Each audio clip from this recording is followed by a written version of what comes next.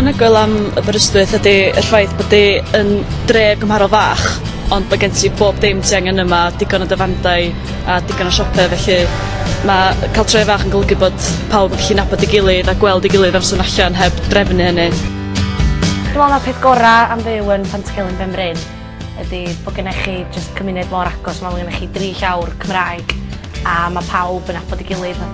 Dwi wrth ymwrdd o Aberystwyth gan bod imca fel teulu yn hytrach na jyst lot o grwpio o ffrindiau. Mae'r dyletswyr yma mor gyfeillgar, os oes unrhyw broblem gyda chi o'r unrhyw fath, dyn nhw mwy na parod i helpu. Yn hoff beth i am fywyd Cymraeg yn Aberystwyth ydy bod pawb yn ffrindiau efo'i gilydd a mae pawb yn gallu gwneud efo'i gilydd drwy'r dydd, bob dydd. Liciwch chi fynd o un criw i llall a dal fod yn hapus ac yn sefydlog chi. Yn hoff beth i am Aber ydy wedi cyfarfod ffrindiau gwych a fydd yn ffrindiau oes i mi. Mae bywyd cymdeithasol Cymraeg Aberystwyth yn wahanol i unrhyw bywyd arall, dwi'n meddwl. Mae bob dim fatha, sa chi byth yn gallu gael yn illa arall. Mae'n berffaith mewn ffordd, a mae jyst cael cymdeithasu a joio drwy gyfrwng Gymraeg yn gwneud pethau gymaint gwell.